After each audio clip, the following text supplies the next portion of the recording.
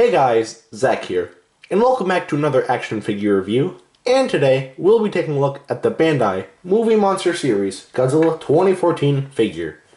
Now this version of Godzilla comes from the 2014 film Godzilla, which, in my opinion, is not like great. Don't get me wrong, there are some scenes that are really good in that movie, however, there's one thing about that movie that really ruins the whole experience for me.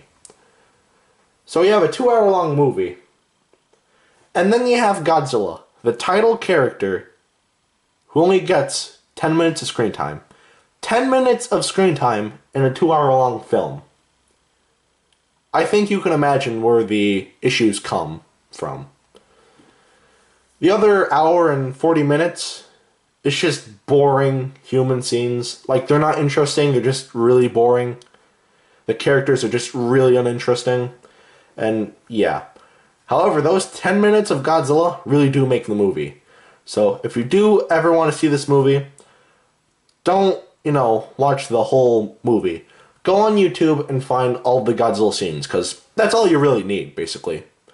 This is the first American-made Godzilla movie. Actually, let me rephrase that. This is the first legit American-made Godzilla movie. So I kind of can forgive them on that, but still, it's just something I really don't like about the movie. So, yeah. Either way, we're not here to talk about movies. We're here to talk about toys. So we're just going to move right along. And we're just going to take a look at the tag that this figure comes with. So, on the front right here, we have a nice picture of Godzilla with some Japanese writing right there. Godzilla 2014, right there in Japanese and in English. A little Godzilla emblem right here. And something to note, this picture of Godzilla right here is actually from the 1962 film King Kong vs. Godzilla. And it's actually really funny because sometime in 2020, we are actually getting a remake of that movie.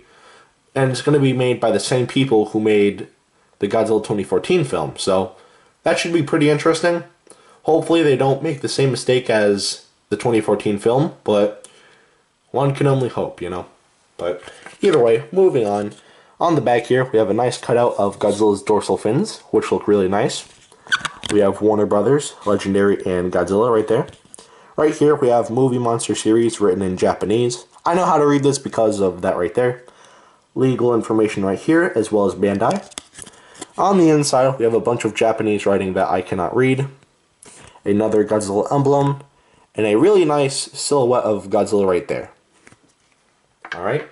That is it for the tag. Now we'll take a look at the figure itself, and this figure isn't bad. However, it's not perfect. First, we'll take a look at the paint on this figure.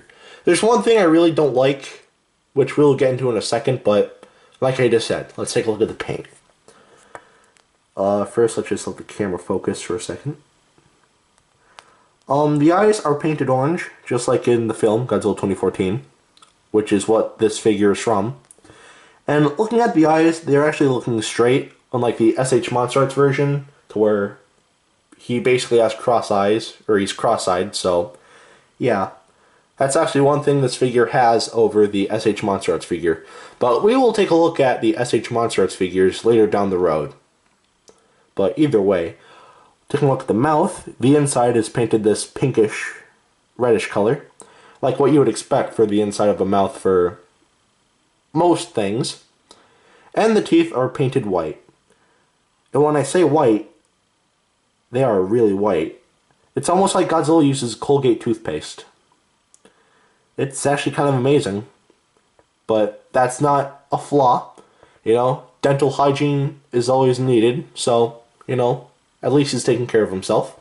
Underneath right here, we have a nice shade of grayish, brownish for the underbelly right here. I don't think Godzilla had this coloring underneath his underbelly in the film, but either way, this looks nice. I really do like this. And the toe claws and the finger claws are painted the same color. And most of this figure is a charcoal black, which looks really nice and very film accurate. There's one thing I really don't like which ruins the figure for me, which I will show you right now. Basically, if they painted the underside here really nicely, they painted it here and here on the tail, and then they just stop in the middle of the tail. And that really is a bad thing. This is something I expect from Hasbro, not Bandai. And you could say that that is a very small space. First of all, no it's not. And second of all, here's a much smaller figure, about 3 inches. Here he is next to Dr. Billy Grant. It's literally the same exact thing, except smaller. Same sculpt and everything. So, yeah. And if we look right here, they did paint the underside right here. However, it stops right there. However, it is understandable because, you know, it actually looks like it should stop there. And it looks, you know, it looks right. However, here, it just stops halfway through the tail, and it just looks stupid.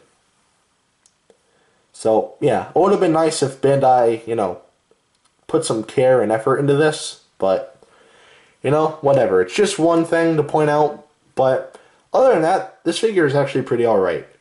And by pretty alright, I mean it's pretty good for what it is. So, besides that little problem I have with the tail, the paint still is nice on this figure, so the paint definitely gets a pass. Now we'll take a look at the articulation, which, for a Bandai figure, it's pretty average. The tail can twist 360, and then it comes out. The legs can move forward about...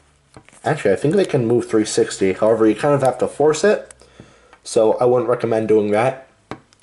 And also, the arms can rotate 360, no problem. Very little articulation, however, it's okay because this is a Bandai figure, and these types of figures don't have too much articulation, so the articulation gets a pass. The sculpt of this figure, I really do like the sculpt, however, there's one thing I don't like.